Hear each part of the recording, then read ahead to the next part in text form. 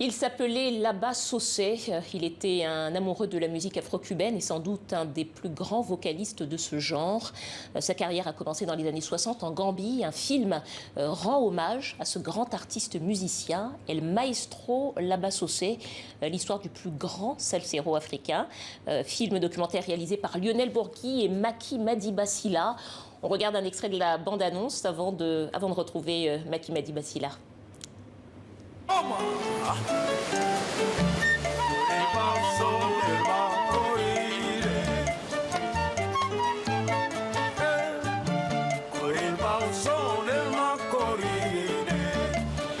y a des artistes qui forcent l'admiration des peuples. Et le maestro Laba Sossé était de ceux-là.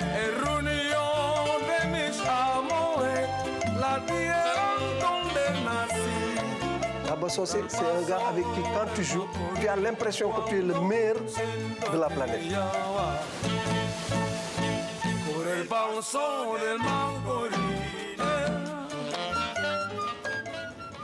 Nous allons aujourd'hui rendre hommage à un grand disparu. C'est ainsi que commence votre film. Bonsoir Maki Sylla. Bonsoir Dominique. Merci d'être avec nous. Alors, vous avez voulu faire ce film sur Laba Sossé. Qu'est-ce qui vous a donné envie de raconter son histoire?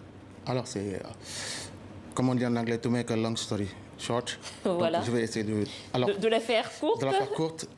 J'ai lu en 2007 une interview très émouvante de Laba Sossé où il parlait un peu de sa carrière, de son parcours musical. Et, en lisant cette interview, j'avais les images devant moi.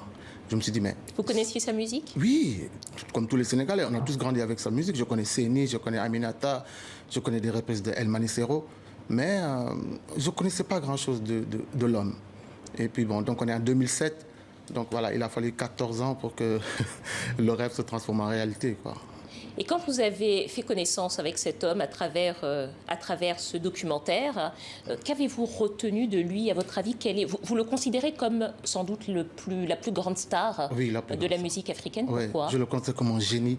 Déjà, le parcours qu'il a eu, être né en Gambie, son parcours au Sénégal, ensuite la Côte d'Ivoire, ensuite Cuba, les États-Unis, et puis le premier disque d'or africain de musique afro-cubaine aussi. Oui, après avoir collaboré avec le mythique Orchestra Aragon et surtout, de Cuba en 82, c'est ça? Voilà, et surtout Monguito, qui à l'époque était la plus grande star de la musique afro-cubaine, qu'on appelait El Mejor, le meilleur.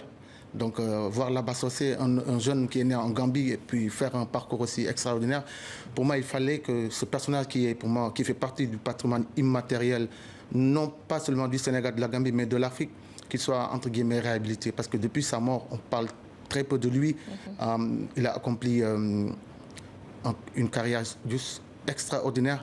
Et le fait qu'on ne lui ait pas rendu hommage déjà de son vivant... C'est ce que vous aviez voulu faire avec déjà pour moi c'est une faute.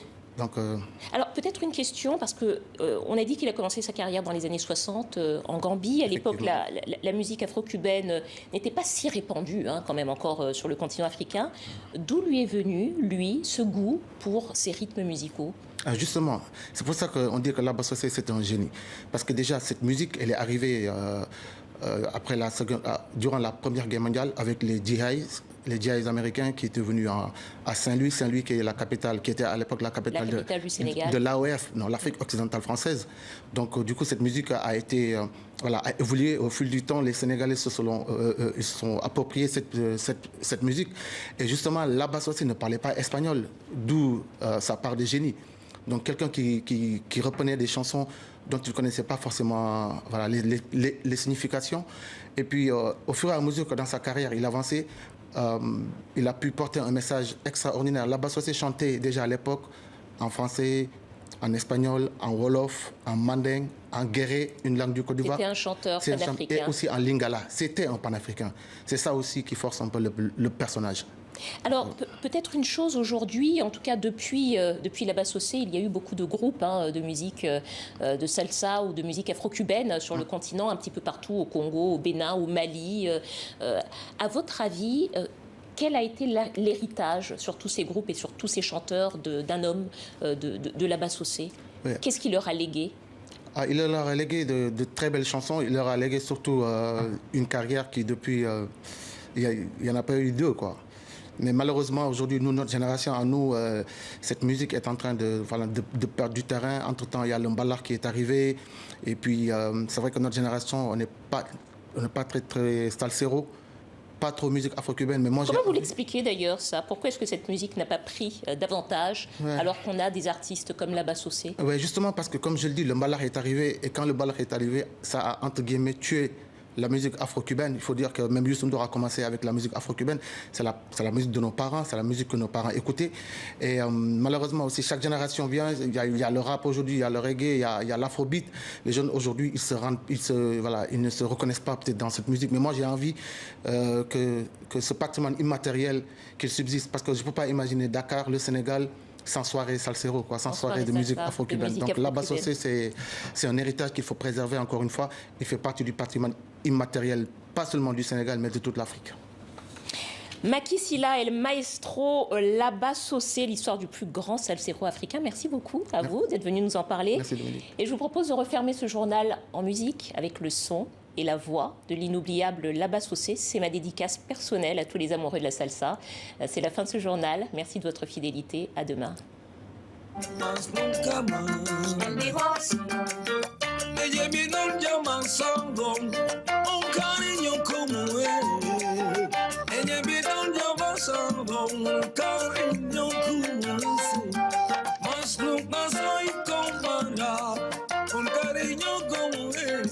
Mas nunca soy comparado con cariño como ese.